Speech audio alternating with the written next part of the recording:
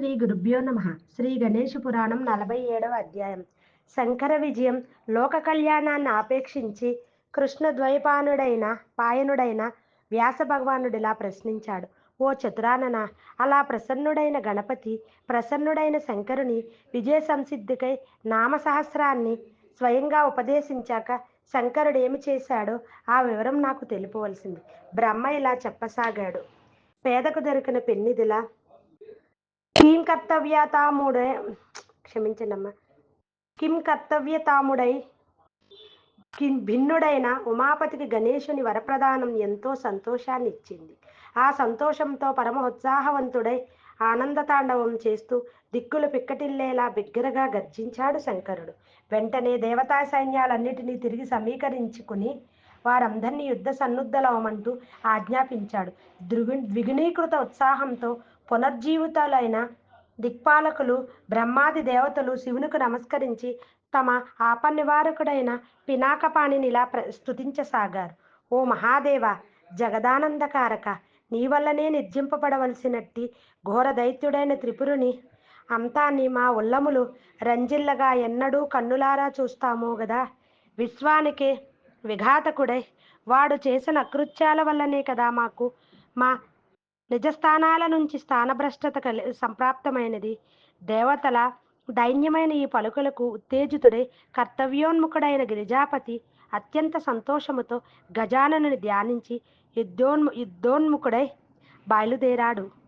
శివుడు యుద్ధ సన్నద్ధుడై వస్తున్నాడన్న వార్త ముందుగానే చారుల వల్ల తెలుసుకున్న త్రిపురుడు తన దివ్యమైన కవచకుండలాలను ధరించి అసుర సైనికులందరినీ తగు పారితోషకాలతో సంతోషపరిచి వివిధ వాహనాలపై అధిరోహించిన సైన్యమంతా వెంటరాగా తాను స్వయంగా త్రిపురాన్ని అధిరోహించి నలుదెసలా మారు మ్రోగే ధ్వనిని చేస్తూ బయలుదేరాడు. వెంటనే ఇరు సైన్యాలు సంకుల సమరానికి తలపడ్డాయి. తమ తమ శస్త్రాస్త్రాలతో, శరములతో, ఖడ్గములతో ఇరు పక్షాల వీరుల మధ్య భీకరమైన యుద్ధము సాగుతుండగా వారి రక్తం నదుల కట్టి ప్రవహించసాగింది. ఓ మునీంద్ర, అలా వైరి శస్త్రాల దెబ్బలచే గాయపడ్డ ఇరుపక్షాల సైనికులు ఎర్రగా పుష్పించిన మోదుగ వృక్షాల్లా కనిపించసాగారు. ఆ గందరగోళంలో ఇరుపక్షాలలోనూ స్వపరభేదము తెలుసుకోలేనంతగా ఘోరంగా పోరు సాగింది. ఇదిలా ఉండగా వాయువు చేత పెనుగాలి దుమారంలా చెలరేగి ఆ ధూళి ముఖమంతా కొట్టబడ్డ దేవతా సైన్యం అధికంగా పడిపోయి మిగిలిన వారు పారిపోసాగారు. అప్పుడు దేవరాజైన ఇంద్రుడు విజృంభించి తన వజ్రాప్రహారములతో దైత్య సైన్యాలను చూర్ణం చేసాగాడు. ఆ భయానికి కొందరు చచ్చిన వారిలా పడుకున్నారు. ఆ భీకర యుద్ధములో దైత్యుల కాళ్ళు, చేతులు, శిరస్సులు తెగిపడి రక్తం కాలువలై ప్రవహించసాగింది. ఆ దృశ్యాన్ని చూసిన త్రిపురుడు మండిపడి సింహనాదములు చేస్తూ ముందుకు చొచ్చుకు వచ్చి ఇంద్రుడితో తలపడ్డాడు. నీకు ప్రాణాల మీద ఏమైనా తీపి ఉంటే వెంటనే పారిపో. రణభూమి నుంచి వెన్నిచ్చి పారిపోయేవాడివి నేనేమి చేయను అంటూ కవ్వించిన త్రిపురుడి మాటలకు రోషాన్వితుడై సచీపతి అయిన ఇంద్రుడు నిలిచి శౌర్యంతో యుద్ధం చేశాడు.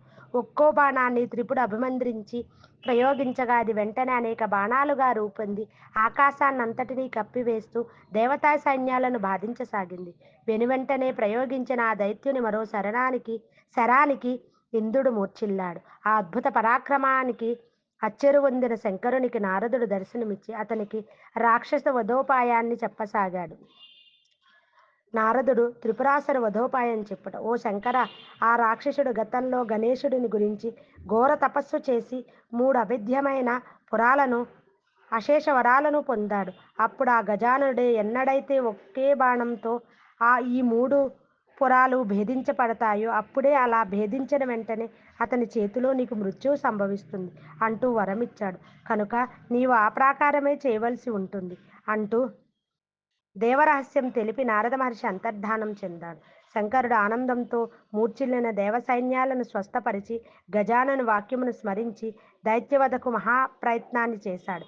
మహాప్రభావశాలి అయిన గరళకంఠుడు భూమిని రథంగాను, సూర్యచంద్రులనే రథచక్రాలుగాను, బ్రహ్మదేవుని రథసారథిగా చేసుకున్నాడు. మేరువును ధనస్సుగాను, అచ్యుతుని అస్త్రంగాను, అశ్విని దేవతలనే రథాశ్వాలుగా చేసి ఆచమించిన శంకరుడు గజానుని తన హృదయంలో ధ్యానించి ఆయన ఉపదేశించిన శాస్త్రనామాలను ఉచ్చరించి ఏకాక్షర గణపతి మంత్రంతో తన బాణాన్ని అభిమంత్రించాడు. ఆ ఉధృతానికి భూమిశేషుడు పర్వత శిఖరాలతో నదీ వనాలతో సహా గడగడ వణికింది. ఆ ప్రభావవంతమైన బాణాన్ని శంకరుడు వింటినారి సారించి విడవగానే ఆకాశమంతా దగ్ధమైంది. భూపాతాళ లోకాల్లో కూడా మంటలు వ్యాపించసాగినాయి.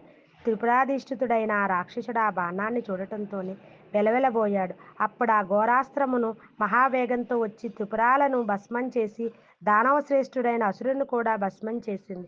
అప్పుడు అందరూ చూస్తుండగా ఆ రాక్షసుని శరీరంలోంచి తేజస్సు వచ్చి శంకరుని శరీరంలో లయించింది. శివుని చేత హతుడైన లోకకంటకుడైన రాక్షసుడు ముక్తిని పొందాడు అంటూ ఆకాశవాణి పలికింది. దేవతలు మునులు విజయుడై శంభుని స్తుతించారు. గంధర్వులు గానం చేశారు. అప్సరసలు ఆనందంతో నాట్యం చేశారు. కిన్నెరలు వాద్యములను వాయించారు. నారదాది దేవర్షులు ఆనందంతో పునవృష్టి కురిపించారు. దేవతలంతా శివుని అనుజ్ఞ గైకొని నిర్భయంగా తమ తమ నెలవులకు వెళ్ళారు. త్రిపురాంతకుడైన ఈశ్వరునికి నమస్కరించి మునీశ్వరులు సైతం తమ అనుష్ఠానాదులను చేసుకోవడానికి తరలి వెళ్ళారు. అప్పటి నుంచి వేద విధులైన బ్రాహ్మణులు అగ్నిహోత్రాది కర్మలను నిరాటంకంగా కొనసాగించారు. అప్పుడు స్కందుడు మొదలైన శివగణాలు అభివాదం చేయగా శంకరుడు తిరిగి ఆ రథాన్ని విభాగం చేసి వేశాడు.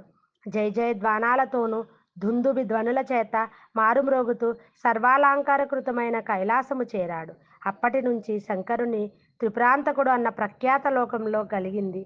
ఈ విధంగా మహాగణపతి మహా మంత్ర సామ్రాజ్యము సహస్రనామ ప్రాశస్త్యము వివరించబడింది. ఓ వ్యాసమునీంద్ర, ఈ విషయం నేను తప్ప ఇంకెవరు ఎరుగరు. నేను ఈ మహాత్యాన్ని ఎవ్వరికి ఇంతవరకు చెప్పి ఉండలేదు. దీన్ని చదవటం వల్ల వినటం వల్ల సర్వ కామనలు సిద్ధిస్తాయి. ఇది శ్రీ గణేష పురాణం ఉపాసనాఖండంలోని శంకర విజయం అనే 47వ అధ్యాయం సంపూర్ణం.